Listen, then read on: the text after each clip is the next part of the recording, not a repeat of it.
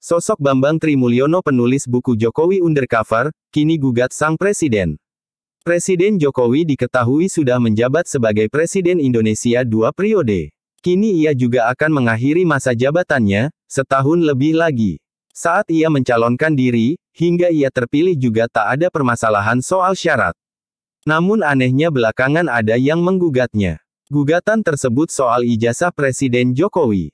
Mengejutkan, Presiden Jokowi menjadi sasaran dugaan memiliki ijazah palsu. Tak hanya satu, ijazah Presiden Joko Widodo mulai dari sekolah dasar SD, sekolah menengah pertama SMP, dan sekolah menengah atas SMA, saat proses pemilihan presiden dan wakil presiden periode tahun 2019 sampai tahun 2024 dituding palsu. Presiden RI Joko Widodo, Jokowi pun digugat ke Pengadilan Negeri Jakarta Pusat terkait dugaan ijazah palsu sekolah dasar SD, sekolah menengah pertama SMP, dan sekolah menengah atas SMA, saat proses pemilihan presiden dan wakil presiden periode tahun 2019 sampai tahun 2024.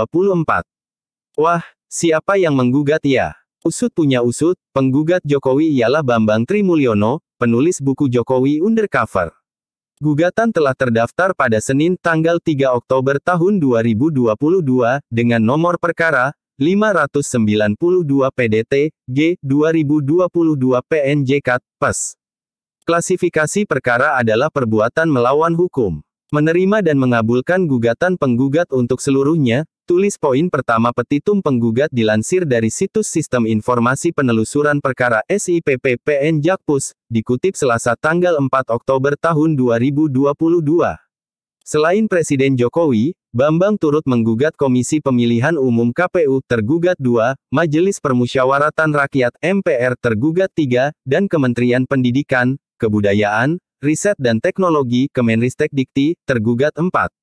Adapun Bambang merangkul Ahmad Khozinuddin sebagai penasihat hukum. Dalam petitumnya, penggugat ingin PN Jakarta Pusat menyatakan Presiden Jokowi telah melakukan perbuatan melawan hukum PMH, berupa membuat keterangan yang tidak benar dan, atau memberikan dokumen palsu berupa ijazah, bukti kelulusan SD, SMP, dan SMA atas nama Joko Widodo.